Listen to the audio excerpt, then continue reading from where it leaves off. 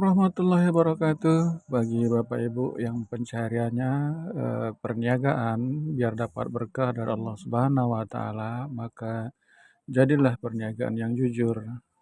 Mari kita jaga agar perniagaan itu jangan sampai ada kecurangan di dalamnya. Karena itu akan menghancurkan orang lain, maka Allah sangat melaknat para perniagaan yang curang.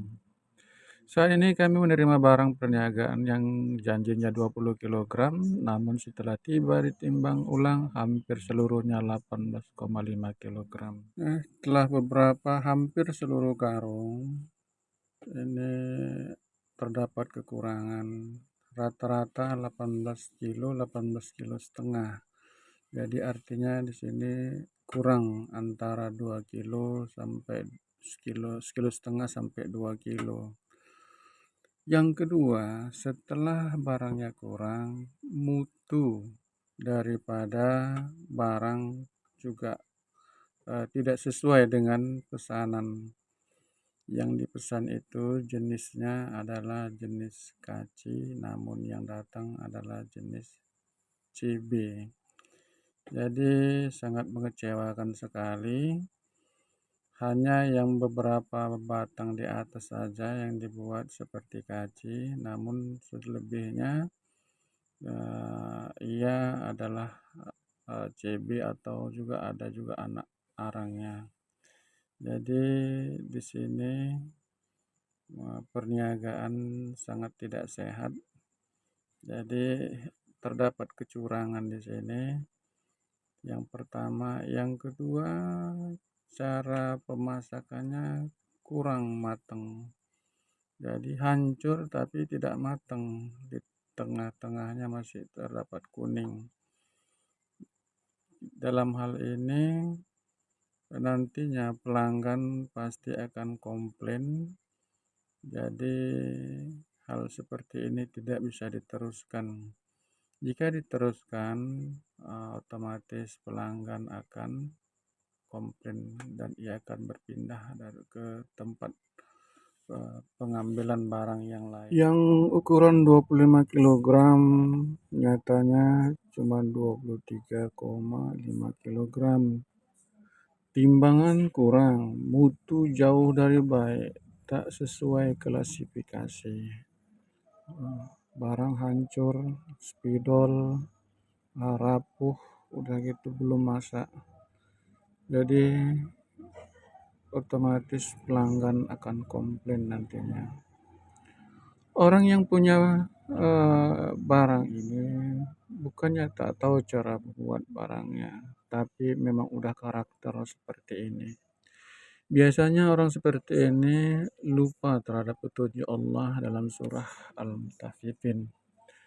Ayat 1 itu kecelakaan besarlah bagi orang-orang yang curang. Ayat 2 yaitu orang-orang yang apabila menerima takaran dari orang lain mereka minta dipenuhi. Ayat 3, dan apabila mereka menakar atau menimbang untuk orang lain mereka mengurangi. Orang ini tak bisa dikawani karena selalu membuat kerugian bagi orang lain. Orang ini selalu dalam kesusahan sampai pada keturunannya karena rezeki anaknya sudah diambilnya di muka. Tak ada keberkahan padanya karena ia merasa selalu kekurangan. Asal dapat uang ada saja yang dialaminya. Pecah ban, badan demam, anak sakit, butuh perbaikan ini, perbaikan itu. Pokoknya ada saja yang membuat merasa kekurangan. Tak ada keberkahan padanya. Jadi berkah itu adalah sesuatu nilai lebih yang diberikan Allah Subhanahu wa taala kepada hambanya.